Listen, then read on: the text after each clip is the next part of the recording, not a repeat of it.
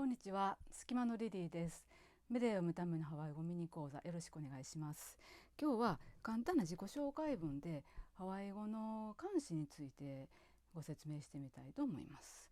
ハワイ語の漢詞には2種類ありますね。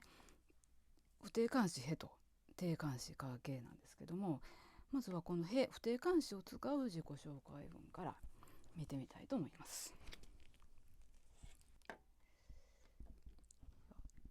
へを使って説明文になるんですけども、ハウマナホーはホーは新しい、ハウマナは生徒なのでハウマナホーで新入生というぐらいの意味なんですけども、こんな風に文頭に来ているこの位置が重要なんですね。文頭に来ているのは述語なのでヘハウマナホーというのは新入生なんですけれども、新入生ですと述語として訳さないといけない。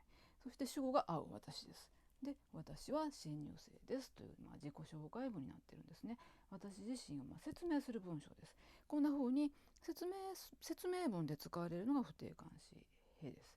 そういう種類のものであるということを表しているのがへです。ちなみに会う私のところをおえに変えてハウマナホーおえとちょっと上がり気味に言うと、あなたは新入生ですかと尋ねる文章になったりもします。じゃあもう少し自己紹介文を続けたいと思います。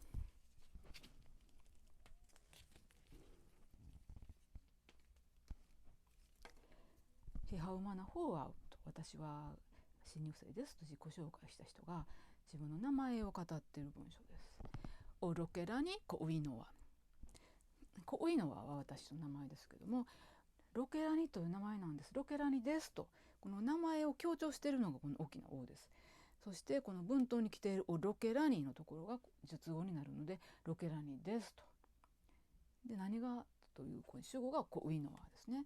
コウイノワ、私の名前はロケラニですと。そしてさらに自己紹介文続きます。ヘレアをイケクラヌイ、ヘレアは行きます。私は通っています。どこに通っているのか。イケクラヌイ、ケクラはスクールのハワイ語読みです。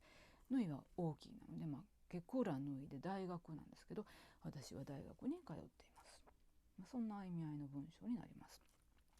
ここで通っている大学というのは具体的な輪郭があるものなので、その大学に通っているそういう輪郭のある対象を表すのはこの定冠詞になります。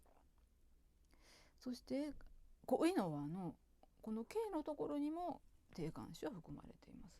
私の名前というのはしっかり輪郭がありますよね。そんな風に対象に輪郭を与えてくれるのが定冠詞です。今日お話ししたところを軽くまとめたいと思います。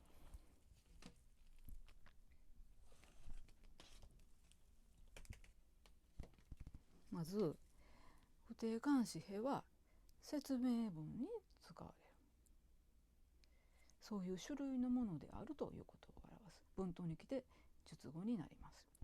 そしてカー系は対象に輪郭を与える言葉。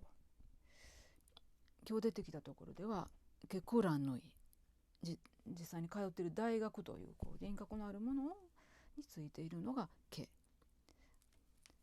これはクラ、このクラが K で始まっているのでカではなくてケが使われています。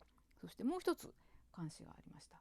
冠詞が含まれている言葉コウイノは、この私のというコウのこの K のところにも定冠詞が含まれていました。でメレでもカート系とこの定冠詞と不定冠詞は使い分けられて、